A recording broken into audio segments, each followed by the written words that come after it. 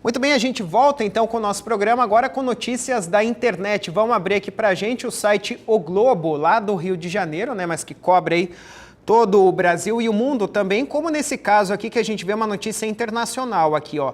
Com um morto, Harvey vira tempestade tropical na costa do Texas. Alerta de inundações perigosas continua. 18 mil agentes assistem população no estado. Olha só essa imagem aqui.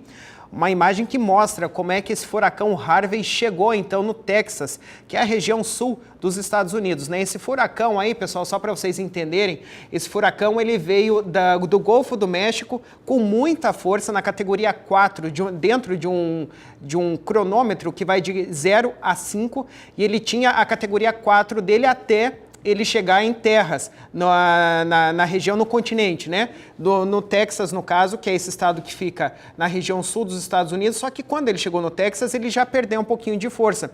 Ventos que estavam previstos aí de cerca de 220 km por hora e chegaram, de fato, até a essa velocidade. Quando chegaram ao solo no continente americano, ele perdeu ali, ficou em torno de uns 140, 145 km por hora, mas mesmo assim, como a gente vê na imagem, ó, o estrago foi grande, viu? Vamos dar uma olhadinha aqui, ó, a notícia que vem de Corpus Christi, que é uma das cidades, então, lá do Texas, que diz o seguinte, ó, o furacão Harvey perdeu força, como eu acabei de dizer, ao atingir a costa do estado do Texas, nos Estados Unidos, e foi rebaixado a uma tempestade tropical.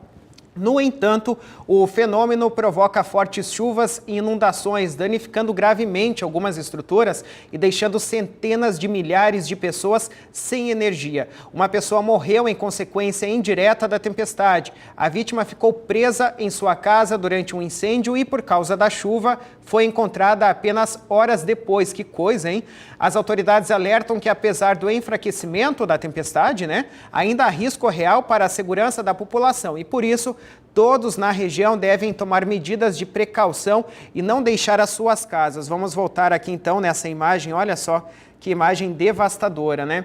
E eu aproveito essa imagem aqui, vou pedir para o pessoal lá dentro no sítio deixar mais um pouquinho para dizer que, como a gente está vendo aqui essa destruição, tinha um asilo lá, um asilo de idosos que estava também servindo de abrigo para muitas pessoas que acabaram deixando as casas porque o alarde lá nos Estados Unidos foi tão grande que as pessoas pregaram painéis de madeira nos vidros para tentar uma menor destruição, vamos dizer assim, das suas casas, dos seus comércios por conta da velocidade dos ventos, né? Então muitas pessoas abandonaram as casas, como o próprio governo pediu, e aí foram para abrigos coletivos, como no caso aí desse asilo, onde estavam, repito, então, os idosos que já moram lá e muitas pessoas.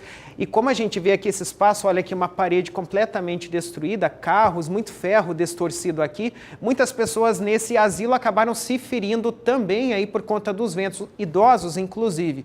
Graças a Deus não houve lá vítima fatal, né? Infelizmente, essa notícia agora atual dizendo dessa pessoa que acabou falecendo, mas de forma indireta a tempestade, que foi por conta de um incêndio aí, lamentavelmente, mas as notícias agora são menos preocupantes, pelo menos, porque as forças dos ventos, da chuva, devem diminuir gradativamente. O presidente Donald Trump deve chegar ao Texas na segunda-feira, quando a tempestade deve se dissipar de vez, então, para prestar mais atendimento aí à população do Texas, então, tá?